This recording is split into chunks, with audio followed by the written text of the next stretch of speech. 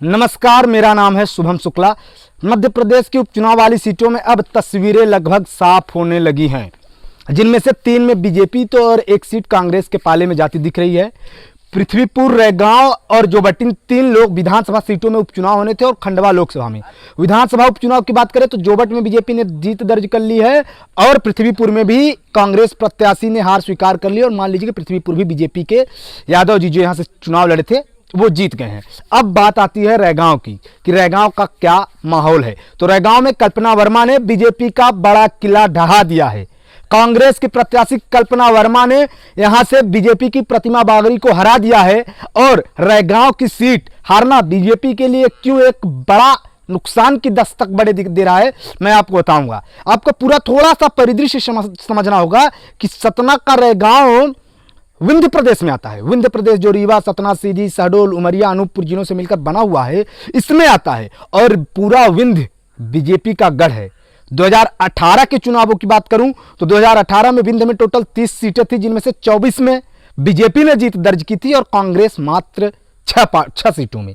तो आप सोचिए कि कितना बड़ा ये झटका है बीजेपी के लिए कि विंध्य की सीट बीजेपी हार गई, जहां बीजेपी ने 2018 में दमदार प्रदर्शन किया था। और विंध्य की रीवा जिला की जो विंध्य का रीवा जिला है, जो पहले भूतपूर्व विंध्य प्रदेश की राजधानी रहा है, तो रीवा की 8 की 8 सीट बीजेपी ने जीती थी 2018 में।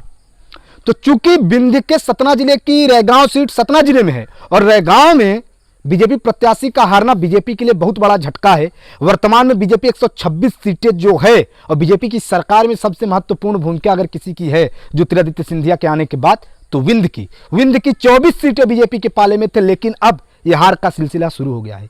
तो कई राजनीतिक विश्लेषक, पत्रकार ये सवाल खड़े कर रहे हैं कि क्या यह हार का सिलसिला अब बीजेपी में लगातार चलता रहेगा?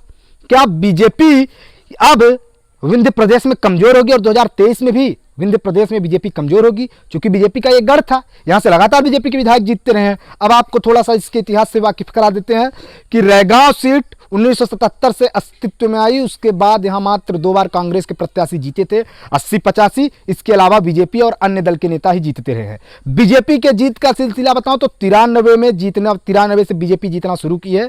बीजेपी के दिवंगत नेता जुगल किशोर बागरी 1993 में जीते, 98 में जीते, 2003 में जीते, 8 में जीती। 2013 में पार्टी ने उनका टिकट काट के उनके बेटे पुष्पराज बागरी को यहां से अपना टिकट दे दिया, अपना उम्मीदवार बना दिया। तो 2013 में उन्हें कांग्रेस की उषा चौधरी ने हरा दिया था। तो कांग्रेस की उषा चौधरी ने 2013 में बीजेपी के पुष्पराज बागरी को हरा दिया। अब 2018 में फिर बीजेपी ने जुगल किशोर को दिया, तो जुगल किशोर बागरी जी ने, दिवंगत नेता जुगल किशोर बागरी जी ने यहां से कांग्रेस की प्रत्याशी को यहां से चुनाव हरा दिया था। ये आरक्षित सीट है कि यहां से जुगल किशोर बागरी ने कांग्रेस की कल्पना वर्मा को लगभग 17,000 वोटों से हरा दिया। 2021 में उनकी इस समय मृत्यु हो गई कोविड के कारण, यह सीट खाली हुई, तो पार्टी ने टिकट दिया, तो कांग्रेस ने फिर कल्पना वर्मा पर भरोसा जताया और कांग्रेस ने कल्पना वर्मा को यहां से अपना उम्मीदवार बना दिया। कल्पना वर्मा वर्सेस तो बीजेपी ने प्रतिमा बागरी को उम्मीदवार बना दिया। उम्मीदवार बनाने के भी कई कारण थे। उम्मीदवार में ऐसा हुआ कि पहले पुष्पराज बागरी का नाम चल रहा था, जो दिवंगत नेता जुगल किशोर बागरी के हैं, लेकिन पार्टी ने वक्त में उनका टिकट काट दिया और यह बताया गया कि पुष्पराज बागरी और उनके भाई में आपसी मतभेद हैं।